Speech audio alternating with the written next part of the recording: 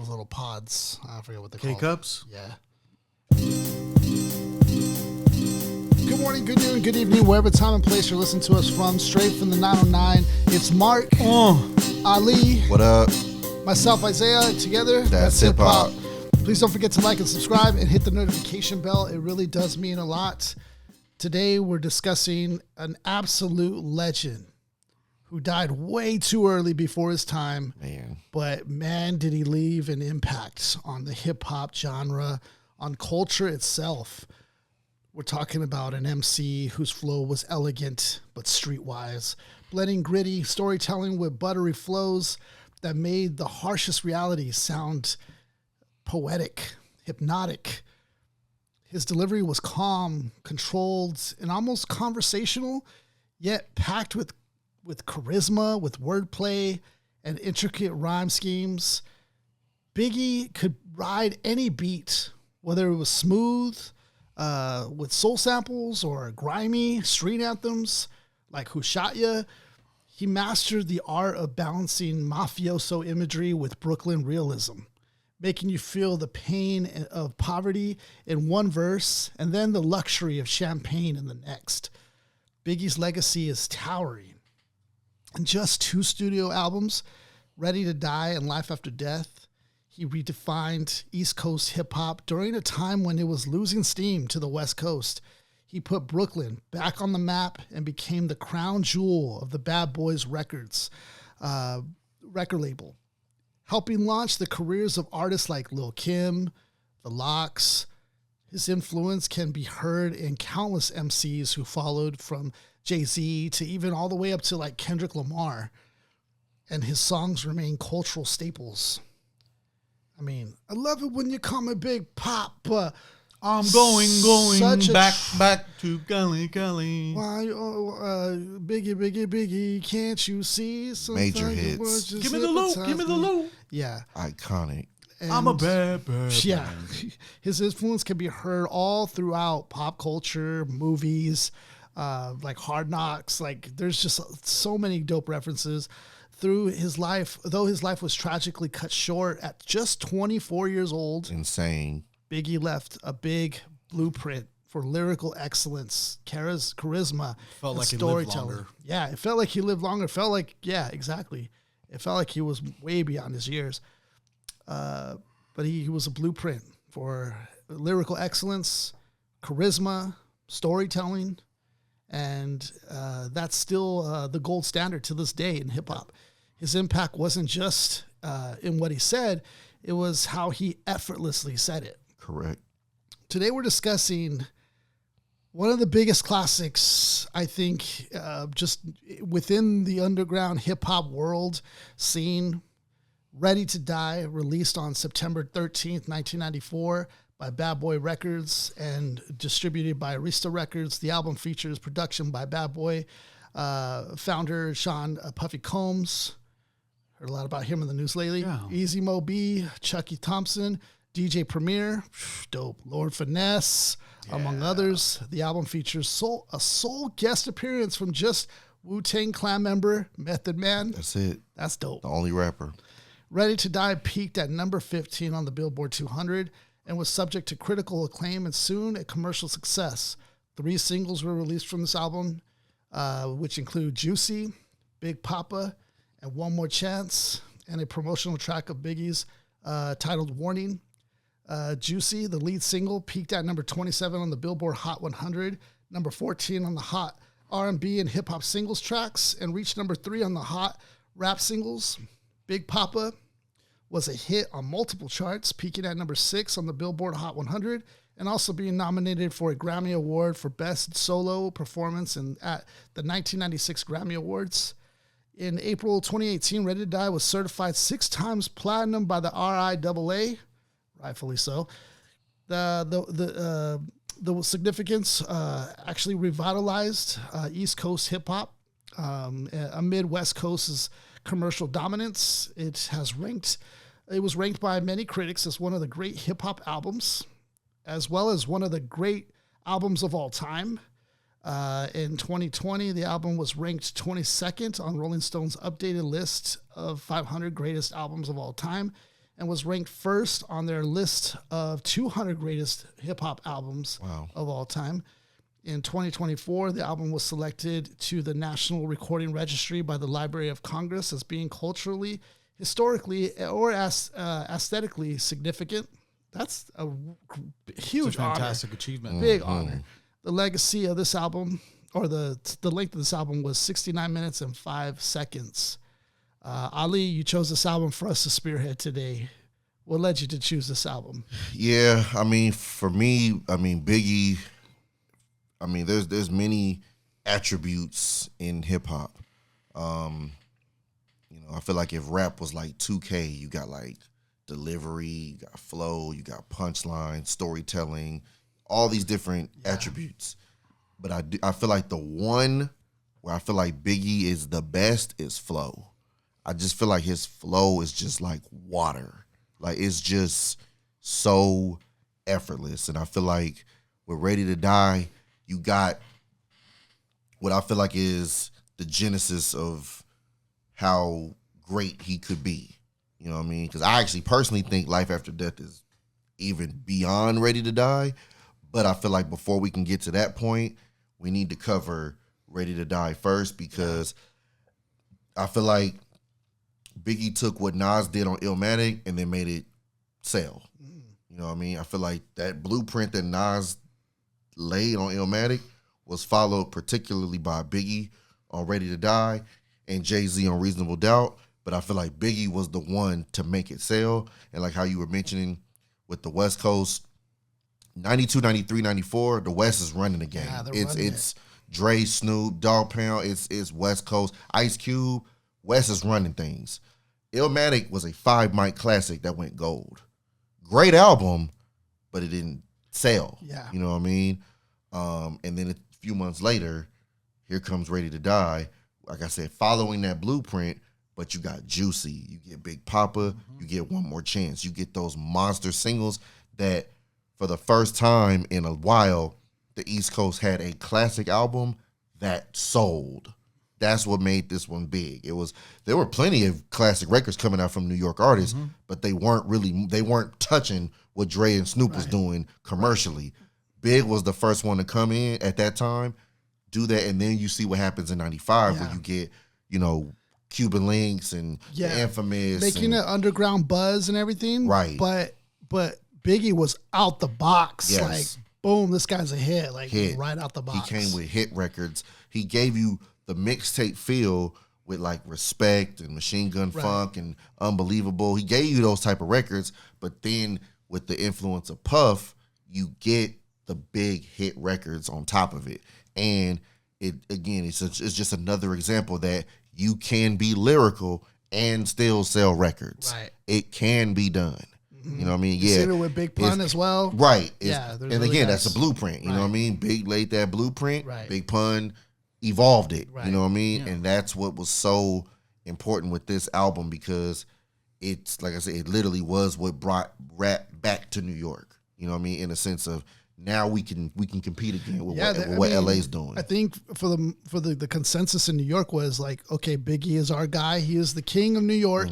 Because as soon as he passed, that was the void. It was who's going to lead the charge as the king of New York. Right. You know, and that's the mantle that Biggie notoriously, forgive the pun, actually held during his reign, a short reign. Yes. But nonetheless, like out the box, this dude was cut to tape. Yep. The voice and everything, the talent, the raw talent was all there. They called him like the ghetto superstar. Like it was just raw talent mixed with Puffy's smooth luxury, aesthetics and everything, the production. Like it was a good mix. But yeah, you're right. This was a time when West Coast was actually dominated. Yep.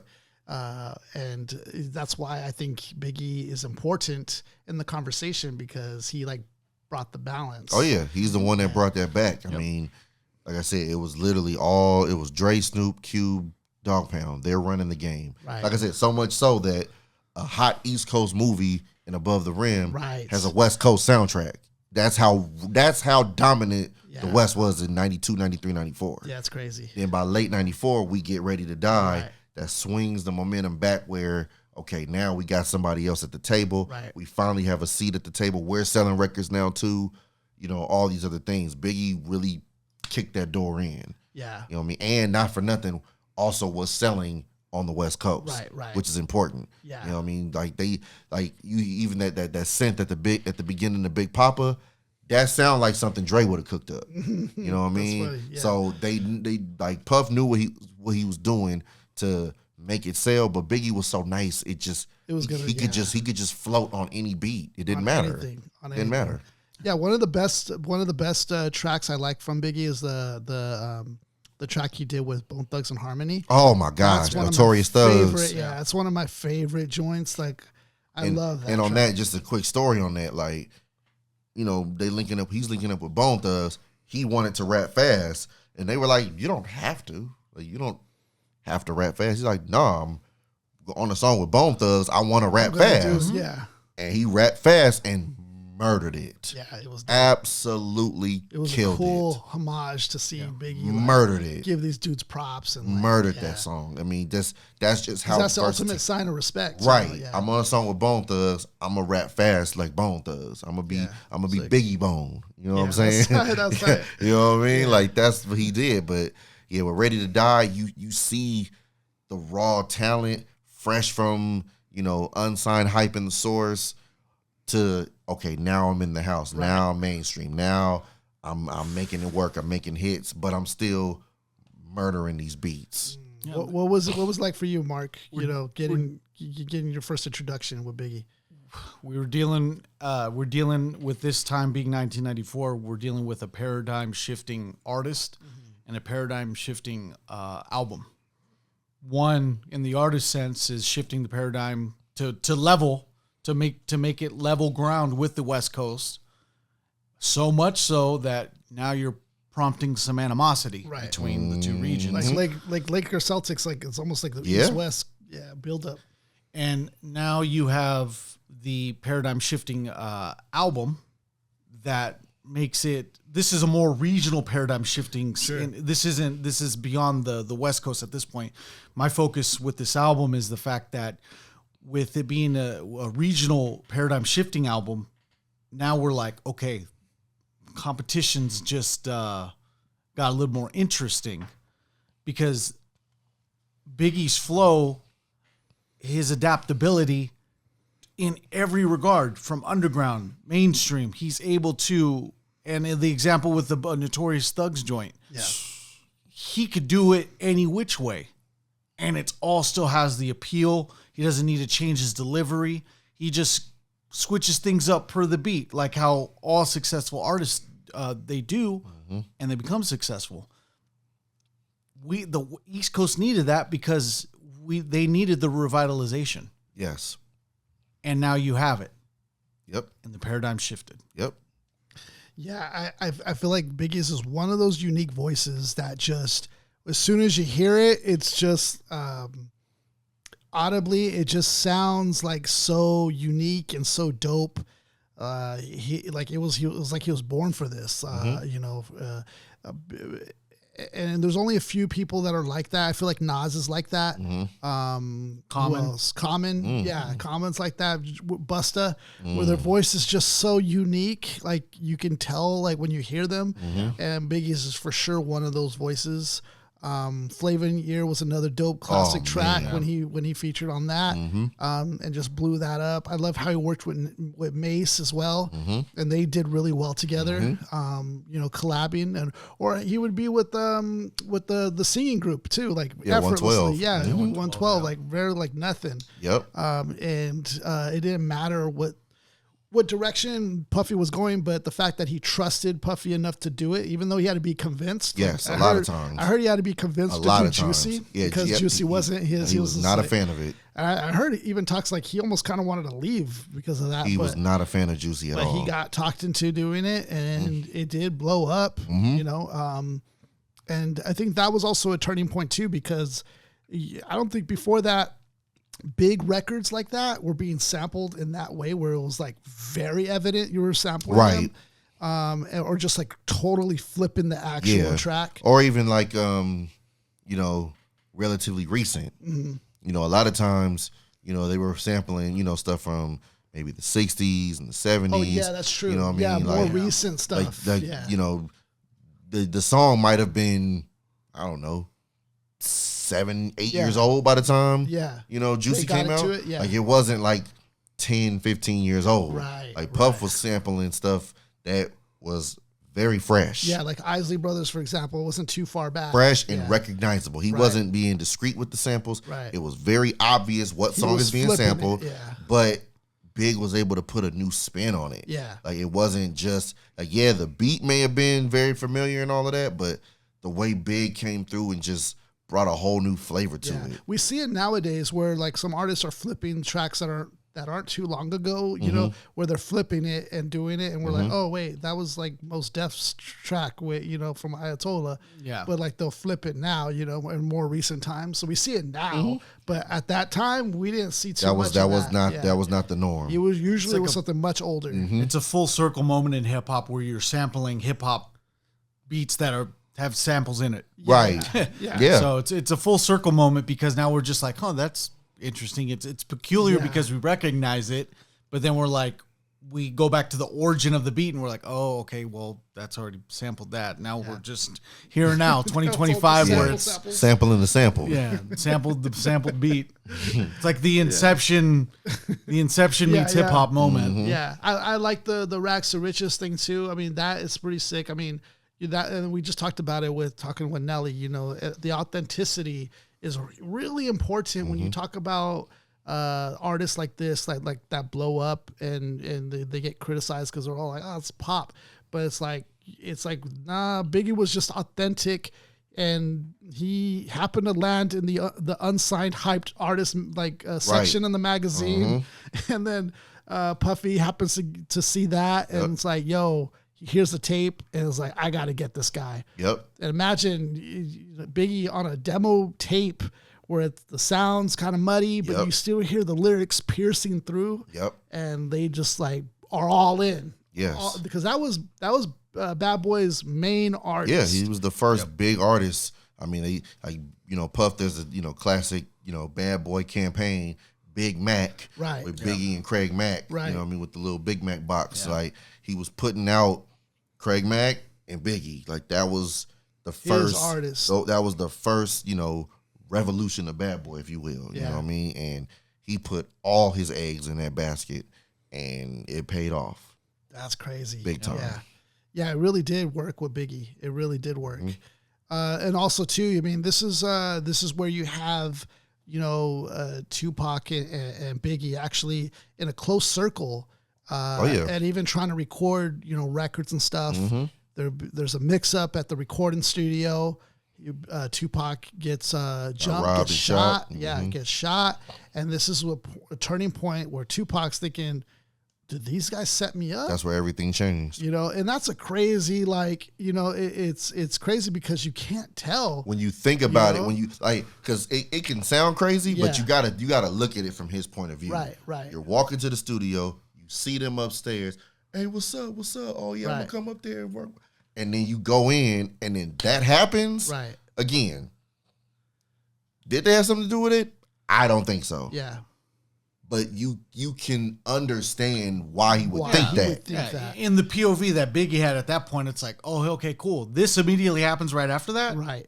Yeah. Like, you can't even really blame him for that. Because before that, I believe there was a mix-up where he was in the recording studio, and they wanted him to, he was accused of, sexual assault or accused of the R word. He was accused of that, but Pac was just like, I'm being set up. Yeah, he was. So already, and then he started pointing the finger at Puff. And, during that time, the night he gets shot, he gets sentenced a couple weeks after that. Yeah. He's going through all of this at this time. So it was just a powder keg of what was going on. And that's what exploded. And then you hear tracks while you're in prison. You hear tracks like "Who Shot Ya?" Right. It almost feels like a subliminal. And again, "Who Shot Ya?" And again, when you listen to the song, there's nothing in there. No. There's nothing. No. Yeah, you're crying at that point. But it's bad. It's bad timing. Yeah.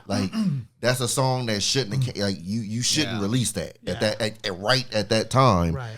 that shouldn't be released. Incredible record. Yeah. Right. But like I remember I saw like Lil C's talking about it. He was like, yeah, we weren't thinking about that. Now, in hindsight, yeah, we probably shouldn't have put that out. You know what I mean? In hindsight. But we weren't thinking about that because we wasn't talking about him on that song. I know. So we weren't even thinking that. So when that became the legend at the time, we were like, what?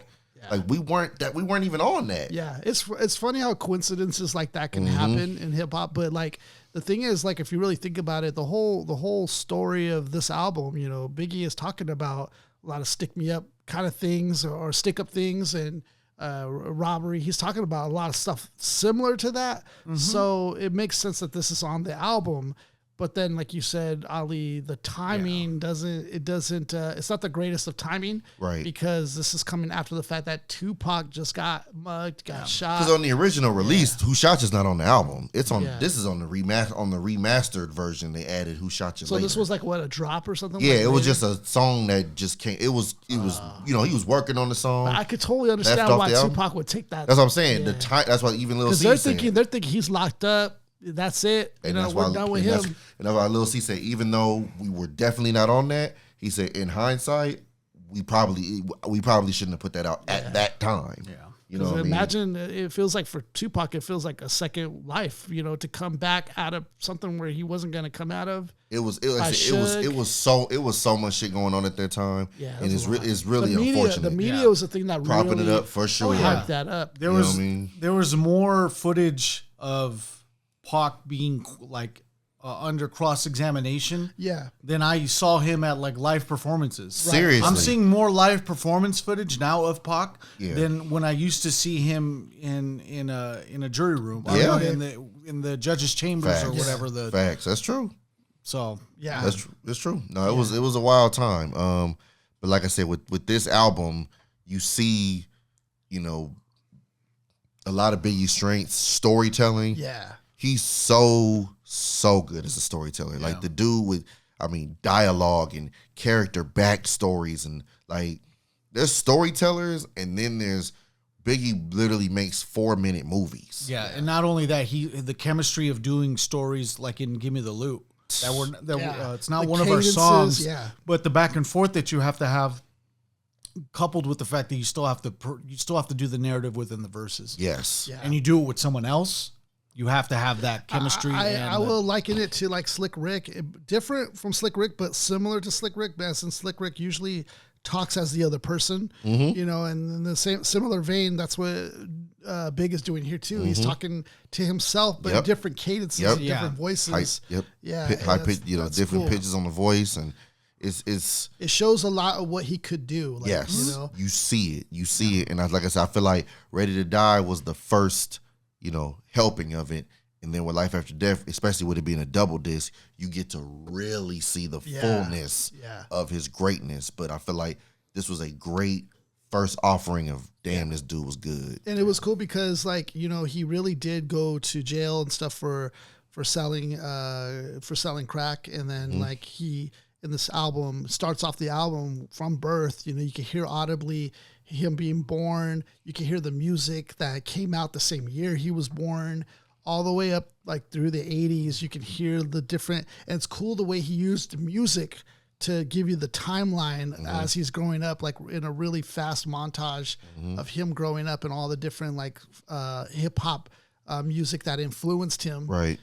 Which is really dope. And then like it came all the way up to the point of him coming out of jail, and then they're like, "Oh, you're just gonna be back. You're just gonna be." So already it's setting up like if it was a movie, like it was an autobiographical movie, which I thought was dope. But yeah, all in all, I feel like poetic, real street realism, storytelling. He has the vocal chops, like it's dope. Yeah. Style wise, getting into style, what do you guys get like when you hear someone like Biggie spitting like on the mic? Shock G, rest in peace, Shock G.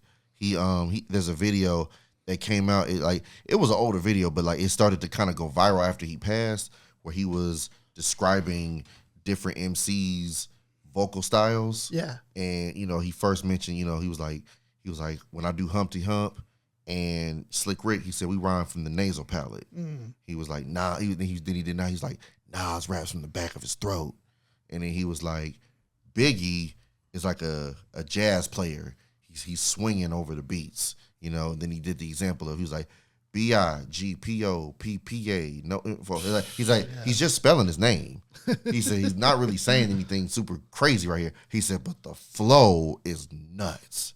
And that's how he kind of described how he describes him as a jazz player over beats. And I was like, wow, I never looked at it like that. My description always was water. I just always said Biggie just flowed like water. However, wherever the line goes, he just moves. Wherever the beat takes him, that's what he does. He just adapts to it. If it's a faster beat, he's faster. If it's a slower beat, he's slower. If it's a grittier beat, he's gritty. If it's a softer melodic beat, his tone is different. Like, that's how I've always compared his flow. So for me, when I think of style, I just think of he's like a Swiss Army knife over beats. And that prompts me with the adaptability. It's just he's able to get it done in various ways. Yes. I feel like Kingpin, mafioso, like epitome of that. Like of that, I think that fits him. Precision, smooth precision, actually. Man. Like, it's funny how precise that dude could get. The storytelling's very vivid. And also, like, the flow, it feels natural. Yes. It doesn't feel like he's trying to put on a voice or anything. It just feels like that's his voice. And that's him spitting.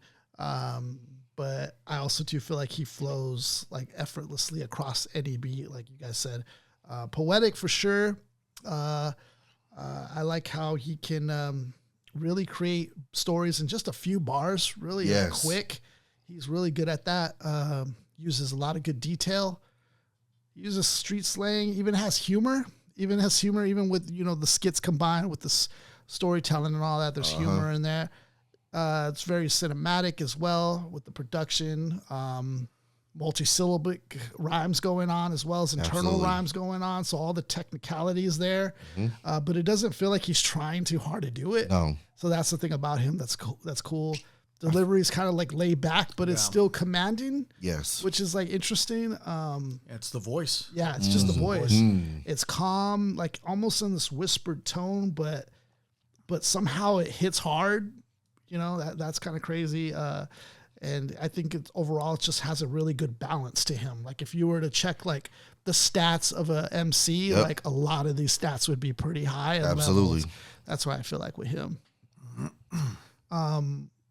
I mean, just from the get with Juicy, for example, this album's dedicated to all the teachers that told me I never amount to nothing, to all the people that lived above the buildings where I was hustling for called the police on me when I was just trying to hustle and make some money for my daughter. Yeah. It's all good in the struggle, baby. Like, everything about that is just... It's iconic. Yeah. And everything about that. And his pen was so good that he was able to write, you know, for Lil C's and Lil Kim. You know what I mean? They weren't, Lil C's in particular, he wasn't a rapper. Yeah. You know what I mean? But Big was like, no, you're going to rap. I'm going to put y'all on. We're going to start Junior Mafia, and I'm going to put this together, and you're going to have you're going to be on songs and rapping.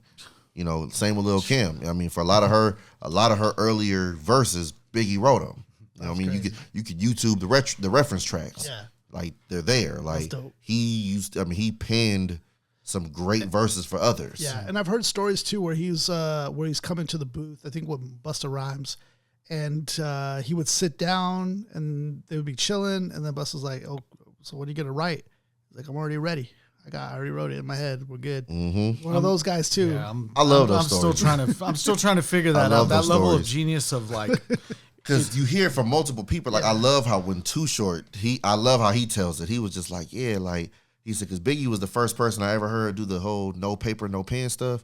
So I'm in the studio. He said, Puff, you know, he did his verse. He was all proud of it, you know, because it's like one of the first verses Puff ever did. He's all proud. He like, yeah, I don't know whoever wrote it, but it was done already. So then we sitting there, we smoking, we drinking, this music playing, we loud. People shoot dice, like, it's girls on, like, it's just a whole party. And all of a sudden, Big just gets up, all right, I'm ready. Like, the fuck? And I'm like, he's like, what? He said, watch, I'm gonna do this and not mess up. Yeah. He starts rapping. He said he did like 2 bars and then he messed up. He's like, oh shit, all right, fuck it, one more time. He said, second take, murdered that shit. That's crazy. I was like, what the fuck am I supposed? Yeah. He's like, I'm not out rapping Biggie. It's not happening. What am I gonna do here? That's crazy. He was like, but that's to have all these different MCs mentioning this dude being, I mean, Busta Rhymes, in awe of how Big came up, just I'm ready. Crazy. Yeah. I also like the fact that he like found Shaquille O'Neal and like featured on his album. Oh yeah, I thought that was cool too. That's Just, like, I mean, Shaquille. I mean, you got Shaq easily. It's probably my second favorite Shaq song is the one with Biggie on it. Like that's hard. And Shaq actually had Biggie change his verse. Yeah, he said he was cursing too much. Yeah, that's dope. He's like, hey, I'm trying to sell this for kids, so gotta clean it up a little. Listen here, Biggie. Yeah, Biggie. I'm trying to. Yep. He had to clean it up a little, but he changed it and he said he killed it. Who's notoriously big here? Who's bigger? Big and biggest. The notorious. The big biggest. diesel, Biggie. Notorious big is the big diesel. The notorious Shaq. The notorious diesel. Yes. The notorious diesel.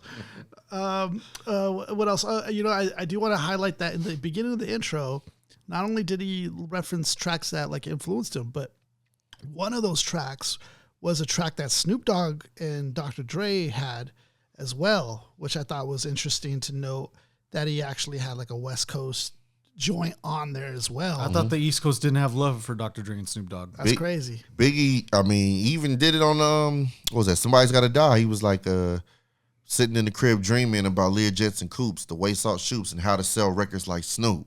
Like, you know what I mean? Like he still gave that love. Like he all like again, that whole shit was all blown up, missed out of proportion. Like you could Google so many pictures of Snoop, Dogg Pound, Biggie, and them hanging out. And that's the thing about the times too that is so different. It's like we don't have what we have today, which is just easy communication where it's multiple like everything is so perspectives. transparent. Back then, like communication wasn't like that. It was harder. You had to be in the same spot. Yeah, it was through the media and that like Kobe and Shaq, for example, same team, but yet even their communication was construed because of the media got in the way.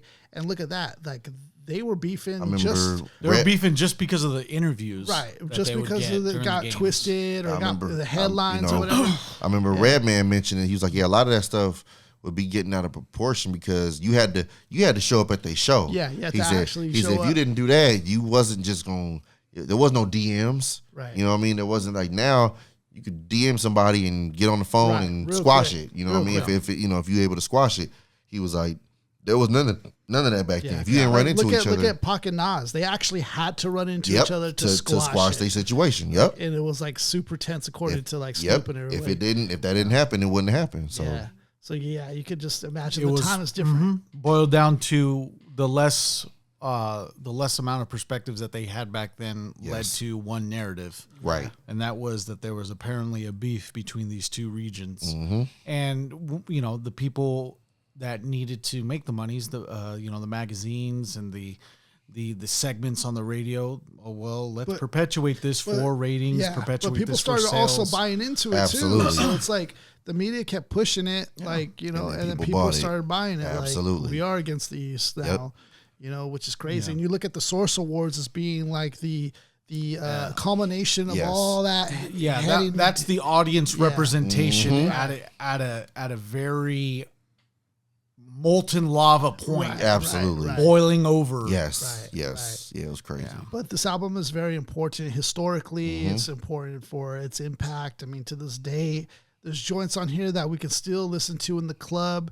and still get off to because they're just bangers. Yep, bangers. What him and Puff did at that time was so big, and just even the style that they did it in was different. Yes. And, some may criticize it as the shiny suits movement or whatever, but it's still hip hop. It still falls in there. You couldn't deny the lyricism. Yeah, it still falls in there. Yeah. And Biggie is one of the best to ever do it as well. Like, I feel like that narrative started more after Biggie passed. Yeah. You know what I mean? Where it was mainly Puff in the forefront. Yeah. It was a little easier to shoot at it. Yeah. Versus when Biggie was around, it was like, you might go at the fanciness and the champagne and all of that and the Coogi sweaters and the Versace and all of that, but you could never denounce his pen. Right. You just couldn't. Nah.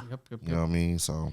And he's regarded as one of the best of all time as well. Still to this day, Period. he's in the conversation. Yeah, I used to get in a ton of arguments being I felt that he's way more skilled than Pac is. Lyrically, I don't even know how you can have that argument. Yeah. Like it's not, like if you just bar for bar, it's not really a conversation. And that's not saying that Pac doesn't have his strengths, because live performance wise and delivery, Pac was better. Pac's better. Yeah. And I can being as critical as I am on like topics like this, I can always we've talked about it a little bit before. Like Pac can be the one that will make you cry. Yeah, he can make you feel. He can make you feel. That was like his strength. Emotions, But if we talking lyricism, bar poetry, for bar, bars, I don't. It's not a conversation. Because Biggie took that lyricism and still made it okay to express all that. He lyrically made it okay for like being very emotional in songs, and found a way to like translate that to the masses. Self-deprecating, black and ugly as ever. Like, you know what I mean? Like he could do stuff like that. Like, you know what I mean? What do you say? In Juicy talking about his daughter and his mom. Like he could do all of that while still spitting. Yeah. Well, the thing is, I like the precision. I think that he's more, the precision's way there more with Biggie than it is with Tupac. Yeah. That's where, and then maybe the vocabulary as well is probably more on the Notorious side. Oh, absolutely. But Pac still got it. He got the it thing, whatever that is. He's you could say marketability. Yeah, you can say marketability. He's definitely a battery to Suge Knight's crew. Like, Death 100%. Oh yeah, he was a battery to their back. 100%. I think what's her name said that. Lady of Rage said that. Okay, for sure. When he came on board, it was out of here. We go on to the album cover, talking about. Did we talk about the style? Yeah, we did. Huh? Yeah. We go on to the album cover, talking about what it looks like from the get. So those who are listening, we have the Notorious B.I.G. Written in kind of like this minimalist ransom letter font. Yeah. The Notorious all lowercase, which is, obviously a play on the title itself. The Notorious all lowercase, and then you have big all caps with a shadow black behind it, and then you have the letters in red for big. So just really popping out at you. Yeah. Highlighting big as well. And then on the bottom, you have the title, Ready to Die, all lowercase with die highlighted in red. So they're making an emphasis on highlighting that. And then you have kind of a start of a new trend, following Nas with the baby pick, just, I guess, showing like vulnerability. I got two things to say on that. One, Nas, his picture, he wasn't a baby. Yeah. He was like maybe 8 or 9. True. You know what I mean? This is an actual baby. This is an actual baby. This is a baby. In diapers. I understood what Ray and Ghost was saying. Yeah. You know what I mean? He was like, oh, you been on some Nas shit. You know what I mean? This, that, and the third. But that's true. You know what I mean? But like, Nas was like 9. This is an actual baby. Yeah, and that's not even Biggie either. And that's not Biggie. Like Nas, that's not him. Yeah. Like Nas, you could tell he was a kid, but he understood what was going on. Yeah. Whereas this, being a baby, this is a baby. It's definitely different from, like you were saying. Yeah, definitely like, different. Probably got a diaper on. Right. You know what I mean? Like this is and it's not Biggie. Yeah. Like that's not him. Like for years I thought it was, but that's not him. Yeah. Interesting that why they chose a different child. Why didn't get an actual baby picture? Who knows? Maybe they have one. Mama Wallace didn't have. Like I said, unfortunately, we'll never get that answer. But yeah, it was. It's not him. It's a baby. They got a model of a baby. And yeah, I think it's the metaphor for the black child, where like ready to die in the circumstances of Biggie, that at any point they can go. Right, even as a baby. Yeah, from birth. Danger, it's like you're marked from birth.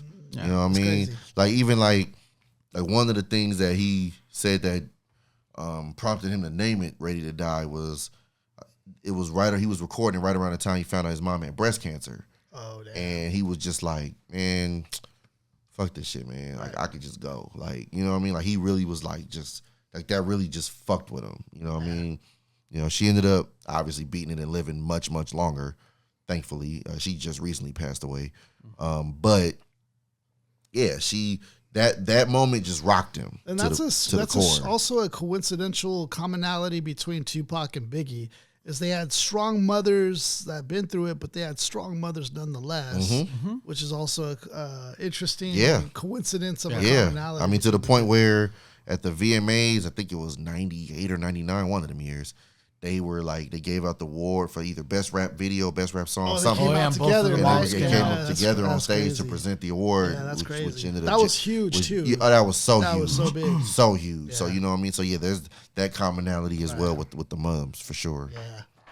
Even with the album, too, you had like with Easy Mo B, he did like 4 beats on here. He also did about, I think, 2 or 3 beats on Me Against the World. So Easy Mo B was fucking with Biggie and Pac a lot around the same time. Yeah, as well as Method Man. Method Man was also on Tupac's All Eyes on Me. All Eyes on Me, yeah. So there's another parallel there. That's crazy. That's a dope mention. Like for Method Man's resume. That's pretty. One of the few that said who worked with Pac and Biggie while they were here. That's ill. Forrest Gump of hip hop. You have to say while they were here, right? Because there's a lot of songs that have come out since they passed, where people jump on them and stuff. Yeah. So I always say like Method Man is one of the few that rap with both of them while they were alive. That's crazy. That's a dope to add to your resume.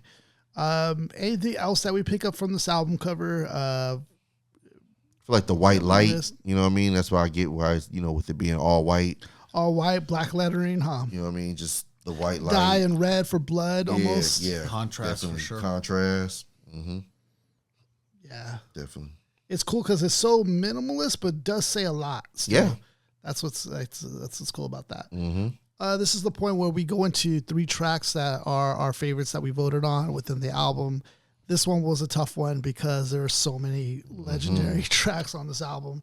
And a lot of the tracks, I mean, we only have a short discography here, of Biggie's discography, and it's in these 2 albums. So it's like a lot of them are, going to be iconic, no matter what we go with. But nonetheless, we chose 3 tracks. We dive deep into the lyrics, see what we pull out of it, and see what kind of schemes are going on, what metaphors are using, what any innuendos, if we have any. This was a tough one. Gimme the Loot was an honorable mention. We went with Machine Gun Funk. We went with Big Papa. Big Papa. And then we went with Suicidal Thoughts. Unalive Thoughts. Unalive Thoughts. Unalive Thoughts. That one's going to be tricky. I think we'll just try to do our best to try to make it PR friendly somehow. It's going to be a tricky one, but we're going to try our best to, because that song is so crazy that I feel like we could take the L if we have to, but this is it's an important song because it emphasizes my point that I brought is that you make it powerful for rappers to be emotional. Oh yeah, like someone had to be the originator of that. To do it to like, this isn't LL Cool J's I Need Love. No, this is a guy expressing feelings like depression, like deep depression. Dare I say, like, not even just black men, but like men in general have problems deep expressing their feelings because we have to just keep going. Yeah. Biggie was like, I'll vent. Yeah. And the thing is, and that's during this time in hip hop too, it was also, I want to say, a thing where rappers want to see how far we could how left field we could go with this sometimes. And I feel like this is also maybe an example of that. Like, how hardcore can we go? And I feel like this is maybe an example of that as well. But he definitely goes there. Yeah. And this is one of those tracks that if you listen to, it's definitely an experience because it's so descriptive, very vivid. And we give you a cautionary warning ahead of time, on if you're feeling those kind of real feelings. Like we'll talk about it again, but of course, there's always help and support out there. But anyways, we go back onto Machine Gun Funk being the first track that we're gonna look at. Legendary track. Yeah, both this song and "Give Me the Loot" have just incredible intros to what they're going to do. Yes, both have catchy hooks, good storytelling. The bass is like real deep. I live for the funk. I die for the funk. Okay, so verse 1.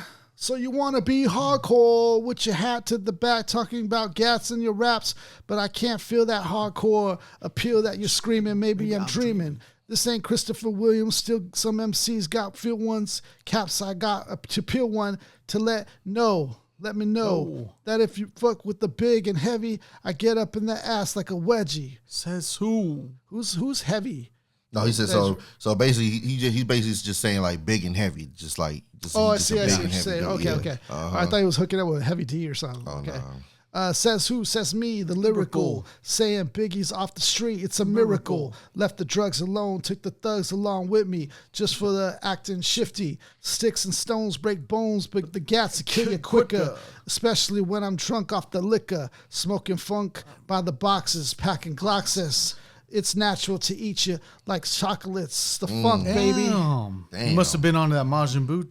Oh, yeah. Yeah, so talking about basically those who are talking all this smack but can't really back it up or, just the fakest sucker love MC. this second verse. I love this verse. It just, man, I love this verse. He goes, all I want is bitches, big booty bitches. Used to sell crack so I can stack my riches. Now I pack gats to stop all the snitches from staying in my business. What is this relentless approach to know if I'm broke or not? Just because I joke and smoke a lot don't mean I don't tote the Glock. 16 shots for my is in the pen until we motherfucking meet again. I stop right there. I like rappers who do like the perfect rhyme. And Biggie is one of those, for example, that he softly goes into it, like he just flows right into that perfect rhyme. Yes. Bloke or not, joke because I joke a lot. I don't mean to tote the Glock. Like it's hard to do the perfect rhyme scheme for a lot of people who aren't lyrically adept at what they're doing because a lot of the perfect rhyme schemes have already been done. Yeah, true. Yeah. It's almost been exhausted. Yes. But you're in rarefied air if you're able to find something fresh, new within that rhyme scheme. Right. Absolutely. That's true.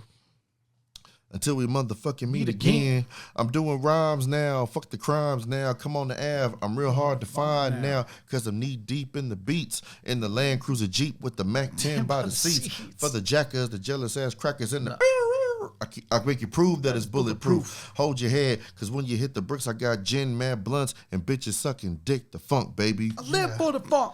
I die for the funk. I swear Biggie could probably sing too, because a lot of the times when he's spitting these bars, he stretch or holds the lines, and like it's. You got that song "Player Hater" on Life After Death, where he literally sings the whole song because it's almost melodic. Like it's barely there, but you could hear a little bit. It's kind of melodic too, the way he's spitting these verses off. So I guess you know the story, the rap side, crack side, how I smoke funk, smack bitches on the backside, Bed-Stuy, the place where my head rests, 50-shot clip if I want to test. The rocket launcher, Biggie stomp ya, high as a motherfucking helicopter. That's why I pack a Nina. Fuck a misdemeanor, beating motherfuckers like Ike beat Tina. What's love got to do when I'm ripping all through your whole crew? Strapped like bamboo, but I don't sling guns. Then he sings right there. What's love got to do? You wanted him to sing? Yeah. I got bags of funk and it's selling by the tons. Want to know how I live the Mac life, making money, smoking mics like crack pipes. It's a type simple and plain to maintain. Add a little funk to the brain. Funk, baby. I live for the funk. I die for the funk. And notice how all of us just were able to get this flow down. Yes. That's the it's easy to do when you just listen to it, love it, and just that's the mainstream appeal. It's lyrical, but it's the commercial appeal is still there. Yep. And I love when Biggie every once in a while he'll go into like his Jamaican patois, with his mom being Jamaican. He goes 50-shot clip if a one test, the rocket launcher, Biggie stomp ya. Like he gives that patois with it. You know what I mean? I like when he does that from time to time. And I also like that he doesn't overdo it either. It's like it's always just enough. Yeah, that's dope. We go on to the second track, which is going to be Big Papa. Piece to a couple of tracks here. Piece to Warning, Piece to Ready to Die, One More Chance. All these are dope tracks. The What as well. Like almost every track. Now, unlike Juicy, from just doing, obviously we were little kids, but just in doing my homework, Juicy was a slow burn. Like when Juicy came out, it wasn't a smash right away. Right. They say it took about 4 or 5 months before it really took off. Big Papa, gone. Instant. The moment it dropped, out of here. Yeah. Like it was an automatic hit. Yeah. So much so, even you got like later on, shout out to the movie Hardball. The kid that pitches. I said Hard Knocks earlier. I bet Hardball. The kid, he was pitching. He had to listen to Big Papa while he was pitching. Like, I always thought that was so hard. Yeah, that was dope. Like, that was dope. He had to have it on repeat in order to pitch. Conveniently, only during the choruses. He's like, what's he listening to? Same song over and over. Yeah. Love it when you call me Big Pop. Yeah, but this scene. This is a classic. But yeah, Juicy was the Rags to Riches story. And then when the music video is also iconic. Amazing video. And then when you look back at those lyrics, it's like every line was iconic. Yes. It's like hitting. But the knock on it was like the Juicy was like the production was puffy. So that was the knock on it. It was like this ain't hip hop. Like you could tell that Biggie was entering that sphere versus him being like all with the other songs where it's like, Biggie's a part of this. Right, yeah. That's why, like I said, it could have been part of the reason why it, like I said, took a little minute before it took off. Right. And then we go to, another one I want to shout out real quick. This is actually Biggie's favorite. It was Everyday Struggle. Oh, yeah, that's a great song. Biggie said that was my favorite out of this whole thing. Great song. And I actually think it's actually a dope song. Amazing song. The beat's actually pretty sick. But we land on to Big Papa. And this track, just such a hit. I want to say, one of the biggest hits out there. This was just a smash. Yeah. Like to this day, you put it on, it's up. First off, Isley Brothers are legendary. Between the Sheets sample. Yeah, legendary.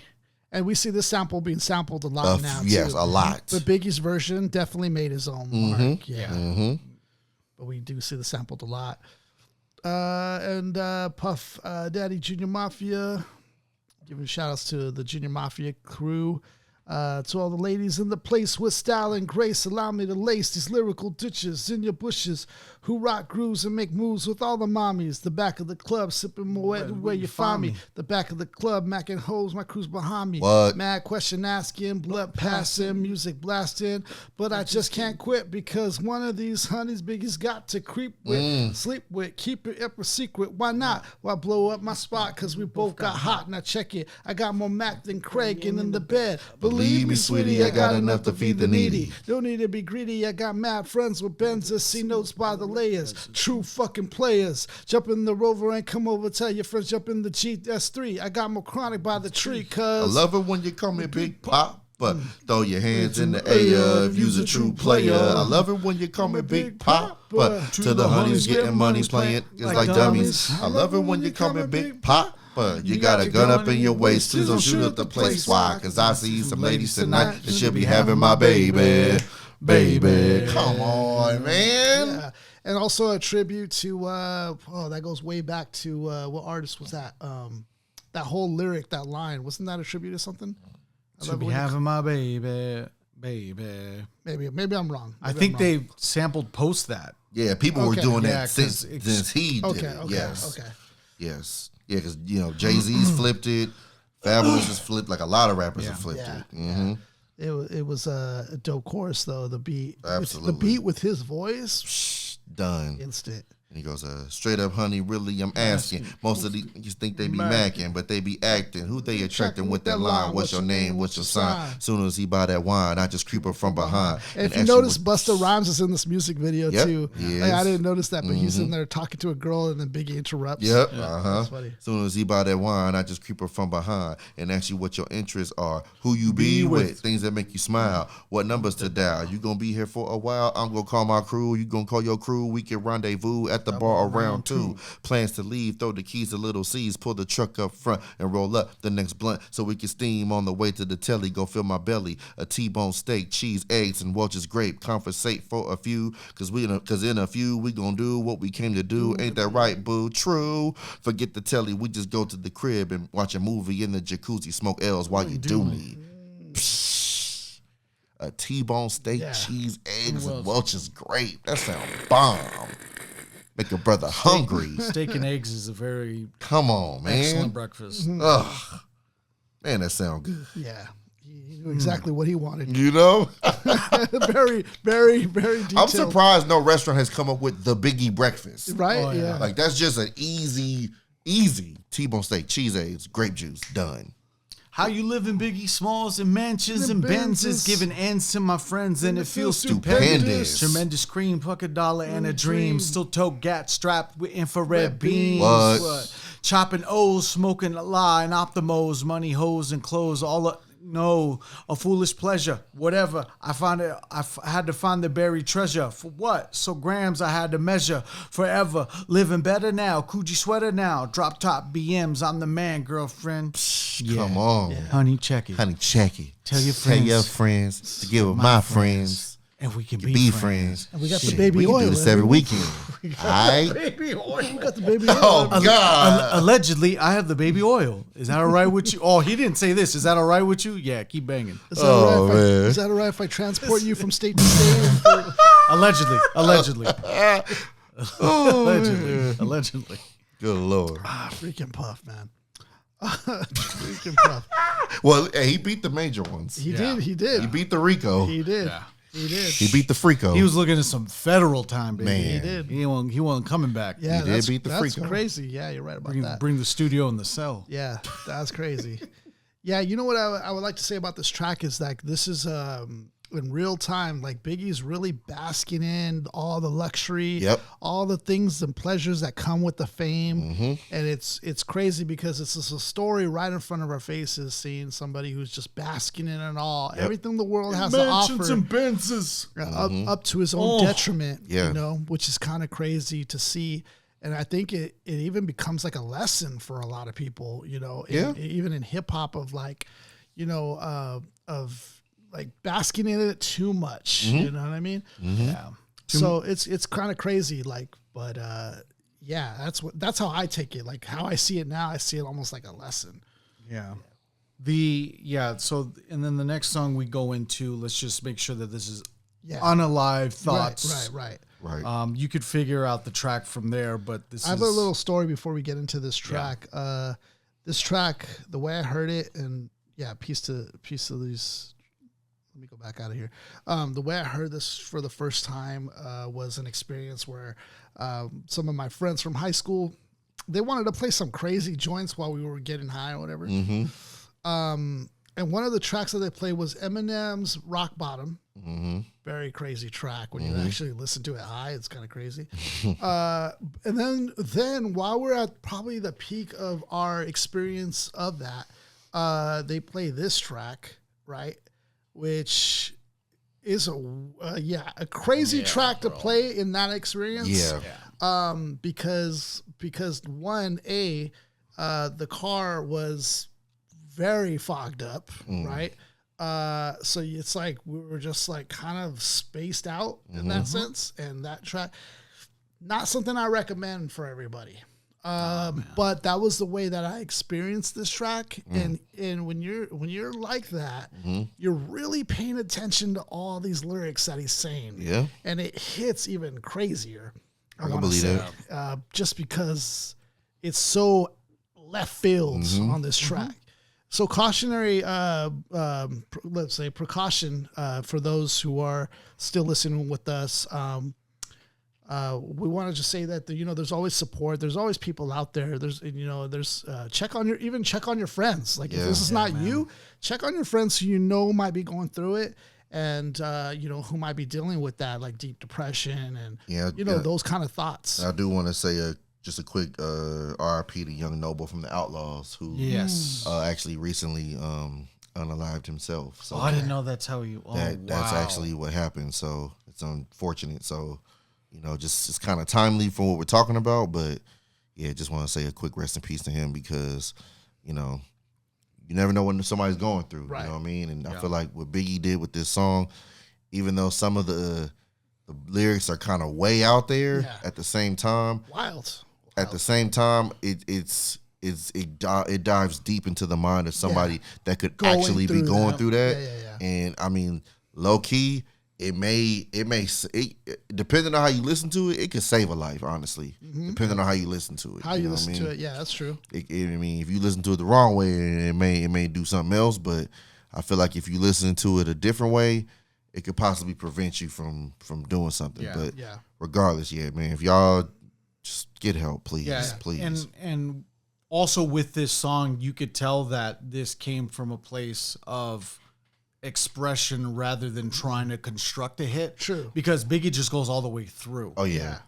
This is more of like a lyrical manifesto of sorts where he just wanted a message being shot across on this track. Right. And just real quick before, get into it, but it's kind of ironic that the last song on this album was, this, Unalive Thoughts, and then you get to Life After Death, and the last song is You're Nobody Till Somebody Unalives You. You know what I mean? That's the last song on that album, which is kind of crazy for that literally be the last song on his last album. And then for it to be released like a couple months out? It was like maybe 2 or 3 weeks after about 2 or 3 weeks after he passed. Yeah. And like I remember listening to that song crying. A haunting cover. Just because it was so, one, it's so freaking dope, but also it was just like, wow, like it's almost like he knew or something. It's weird. Right. Him and Pac, another coincidence. It's so crazy. Him and Pac are the same. Him and Pac thing. with it's almost like they had an it's like they almost had an obsession with it. Right. It felt like it. You know what I mean? So, but yeah, this song is deep, man. Yeah. All right, I'll try to take on verse 1 if I can. So verse all of it. The only verse. Yeah. Oh, yeah. You got it. Verse all of it. one verse. Oh, okay. My bad. I didn't realize That's that. all right. Go ahead. Should we chop it or I'll just I'll just try to go through it? Just run through it, man. And what's also cool about this track is Puff and is like trying to call him while he's going through these lyrics. So like you can hear Puff in the back, perfect position for Puff. That's what Puff does. Ad-libs, talks in the track, but perfect because he's trying to call him and it just get through to him and it's stop a good him. Storytelling, aspect to this track. When I'm unalive, F it. I'll go to HE double hockey sticks because I'm a piece of shh, and I ain't fucking and it ain't hard to fucking tell what you talking about, man. That's Puff. It don't make sense going to heaven with the goody goodies dressed in white. I like black Tims and black hoodies. God will probably have me on some strict shit. No sleeping all day, no getting my dick licked, hanging with the goody goodies, lounging in paradise. F that shh. I want to tote guns and shoot dice. Are you talking some crazy shit? Now, that's what Puff's saying. All my life, I've been considered as the worst. Lying to my mother, even stealing out her purse. Ooh, that's bad. Crime after crime, from drugs to extortion. I know my mother wished she got a fucking abortion. Damn. She don't even love me like she did when I was younger. Yo, get a hold of yourself, man. Sucking on her chest just to stop my fucking hunger. I wonder if I died where tears come to her eyes. Forgive me for the disrespect. Forgive me for my lies. You're bugging, B. My baby mother's 8 months. Her little sister's 2. Who's to blame for both of them? Wow. Nah, not you. I swear to God, I want to just unalive my wrists and end with this bullshit. Throw the magnum to my head. Threaten to pull shit. You're bugging. What the F? And squeeze until the bed's completely red. Ugh. Yo, it's too late for this, man. I'm glad I'm unalive. A worthless Buddha head. And stress is building up. I can't believe. Hey, yo, I'm on my way over there, man. Unaliving is on my effing mind. I want to leave. I swear to God, I feel like death is calling me. But nah, you wouldn't understand. Talk to me, please, man. You see, it's kind of like the crack did Pookie and New Jack. The fuck? Expect when I cross over, there ain't no coming back. Damn. Hey, yo, man, I'm out. Should I die or should I unalive on the train track like Ramo in Beach Street? I'm going to call you when I get to the car. People at the funeral fronting like they miss me. Hey, yo, where your girl at, man? My baby mama kissed me, but she glad I'm gone.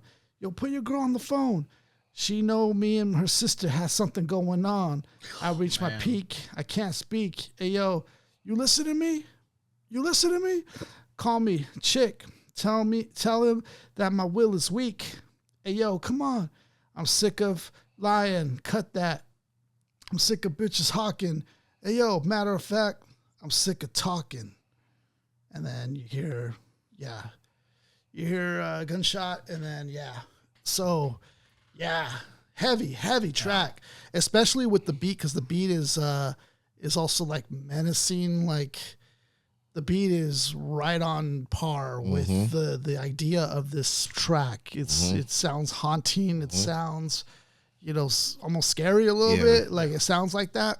So like it's one of those songs that I wish he was still here, right, to like really, really break down like what he really, really was going through, how real these thoughts were, like just to really have him break this down. Like I really wish we could have got that for real. Yeah, heavy track.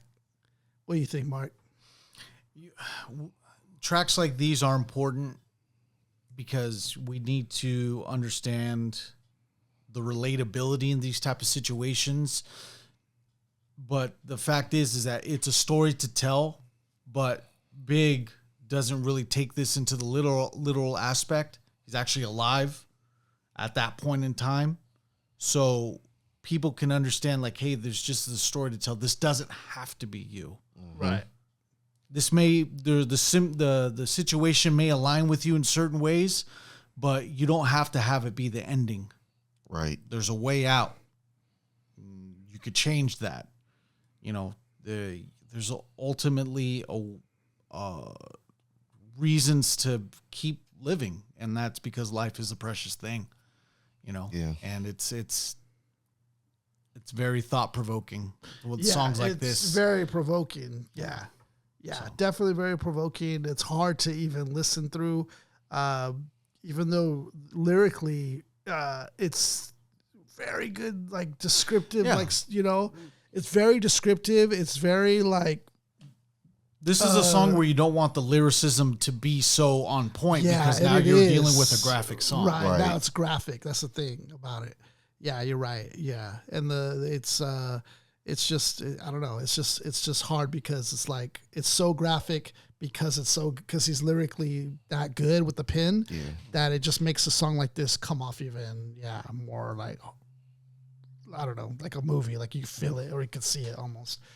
But I think that track in itself is like it's a notable track, like in the whole genre of hip hop, it's a notable track of like somebody going there. I talk about Kambata as being one of these guys that like LSD, the track he did with that. I like that there's a rapper who's willing to go there. I don't want to go there. But I like that there's a rapper exploring this territory and kind of exploring the space. I don't want to go in that space, but I like the idea that hip hop in general has kind of branched out so far that we covered kind of everything. You know what I mean? But yeah, that being one of these tracks, definitely a crazy track here. So crazy that it's hard to talk about. But overall, this album, what are our takeaways when we think about Ready to Die? You got the framework of a really good classic album. We are at the mercy of the Notorious B.I.G's skill set, so much so that he was underground at 17 and from 17 to 24. There's actually video footage of this dude on the corner spitting, like as destined a young for buck. Greatness. Yeah, the age discrimination, that's beyond him. There's the marketability. Yeah, couldn't be denied. Nope. We have a gentleman that was, when he wrote, that ink was flammable and it was on paper. Man. So we had just certified dynamite execution on a debut, and people have tried to duplicate a hit like this, but I mean, it's hard to do. Yeah, it's hard to do. It's not easy. I know Nelly and Biggie make it look easy, but it ain't easy. Making hits ain't easy, man. For me, Ready to Die, it's just like it's the foundation. It lets you into the mind of somebody going through that struggle. You know what I mean? It really shows where he was at that time, be it, 22? I mean, coming up, in in the hood, broke, having to sell drugs to get by, you know what I mean, having, you know, a brief stint in jail, all these things kind of destined to be a failure, you know what I mean? Yet, you know, through his gift was able to achieve so much. And this album was, for me, I can say just the tip of the iceberg. Like, as great as this one is, I feel like Life After Death is just such on a whole nother planet. But I feel like I said, before we could get there, we had to touch this one first, because this is where you see the talent. This is where you see the tide shift. This is where you see the blueprint of the mainstream street rapper. Yeah. You know what I mean? The what would become, what Jay-Z will become, this is the blueprint of it. Yeah. You know what I mean? Yeah, I feel like Jay-Z lived out the prophecy had Biggie still lived. That's a good point. I was just gonna talk about like that. What would it have been like had Biggie continued? Mm-hmm. But you hit it right there on the nail. Jay-Z I feel pretty like much he fulfilled that. I feel like I feel like he fulfilled what would have been. You know what I mean? Yeah. The untimely death of both Tupac Shakur and Notorious B.I.G. affected a timeline 2 decades worth. Right. Yes. You know, this is akin to, and I hate taking this to the cinematic element, but this is akin to Jonathan Majors not being able to play King the Conqueror, or, you know, key characters that die before a trilogy ends, you know, key people, Heath Ledger, Dark Knight, stuff like that. Chadwick Boseman. You Chadwick Boseman, Black Panther. That's the other You're one. affecting you're affecting timelines. You're affecting timelines at that point. Just what could have been. You know, we have these what if situations, but we have a what if in both instances, both Pac and Big, where a lot of it was already answered. The what if was answered a lot, but not to the end. Right. But what if it played out and Biggie just played the flute or something? I just want to The notorious Pod Piper. I just want to He's like, I actually did the flute and 45. Hey, yo, Mark, check this out, man. I got new keys. I play on the keys. Play the keys. I do jazz now. Fuck the raps now. I do jazz now. But yeah, man. Rest in peace, Biggie. Yeah, recipes, Big. You know what I mean? Just legendary Yeah. legacy that'll live forever, man. Yeah, he did so much in such a short. Both those guys did so much in Crazy. such a short. Super amount of young, time. both. Crazy. And young cats. Yeah, this one was a crazy one. This one we've been looking forward to talk about. This one was a big one. But you guys know we're dropping episodes every Monday, so make sure you're on the lookout for the next drop.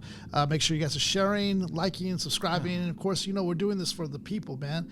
This is all about us and the community and what we're trying to do. So we thank you guys for the support. We're on the road to 5,000 subscribers on YouTube. It's such a big thing, man. Thank you guys for that too. We're getting there. We're getting there. Yeah, so it's really cool. Mark, go ahead, man. Let him have it, dude. To the MCs, if you drop a like and subscribe. Make sure you do it all the time. Yeah. THATSHIPHOP. I love it when you call us that SUBSCRIBE. I love it when you call us that Spell it out for hip-hop. Make sure you like and subscribe if you like hip hop and rhymes.